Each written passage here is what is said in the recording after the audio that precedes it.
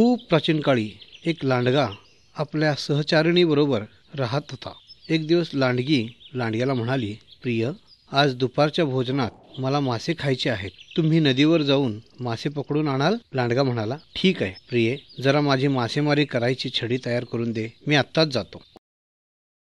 खूप वेळ आपली मासे मारायची छडी घेऊन लांडगा प्रयत्न करीत होता, परंतु त्याच्या गळाला एक पण मासा लागला नाही। तर मी काय करू, माझी बायको खूप रागावेल।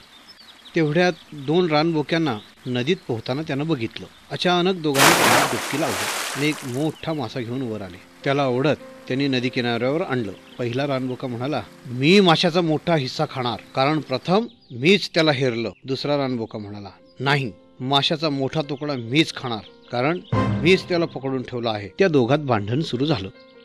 लांडगा दूर बसून त्यांचं भांडण निहाळत होता। हे रानबोके किती मूर्ख आहेत। आता माझ्यासाठी चांगलीच संधी आहे ही, की हा मासा मी आपल्या पत्नीसाठी घेऊन जाऊ शकतो। लांडग्याने विचारलं, काय संकट आहे मित्रांनो, तुम्ही दोघे का भांडत आहात? मी आपली काही मदत करू शकतो का? दोन्ही रानबोके म्हणाले, अरे हो, आम्ही दोघांनी हा मासा एकाच वेळी पकडला आहे व आता याची वाटणी कशी करावी हे आमच्या लक्षात येत नाहीये। पहिला रानबोका म्हणाला, मला माशाचा मोठा भाग पाहिजे। दुसरा रानबोका म्हणाला, नाही, मोठा भाग मी खाणार। आणि परत दोघांमध्ये भांडण संपलं। लांडगा म्हणाला, तुम्ही दोघं आपापसातील भांडण बंद करा, तुम्ही म्हणाल तर मी दोघांमध्ये माशाची वाटणी करून देतो। लबाड लांडगा म्हणाला, आता मला धारदार चाकू पाहिजे। त्याने चाकू उचलला व माशाचे डोके कापलं। हा तुझा हिस्सा आहे, त्यानं पहिल्या रानबोक्याला म्हटलं। नंतर त्यानं माशाची शेपटी कापली व दुसऱ्या रानबोक्याला म्हणाला, माशाचा हा वाटा तुझा आहे। नंतर त्यानं माशाचा मधला चांगला व मोठा भाग उचलला व म्हणाला, तुमचे भांडण मी सोडवलं,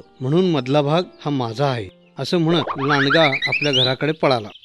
पहिला रानबोका दुःखी होऊन म्हणाला, आपण किती मूर्ख आहोत। दोन्ही रानबोके म्हणाले, आमच्या मूर्खपणामुळं आम्ही आमच्या जेवणाला मुकलो। दोन्ही रानबोके दुःखी परंतु धडा घेऊन परत नदीत गेले। या कथेवरून आपणाला अशी शिकवण मिळते की आपसात भांडण करू नये।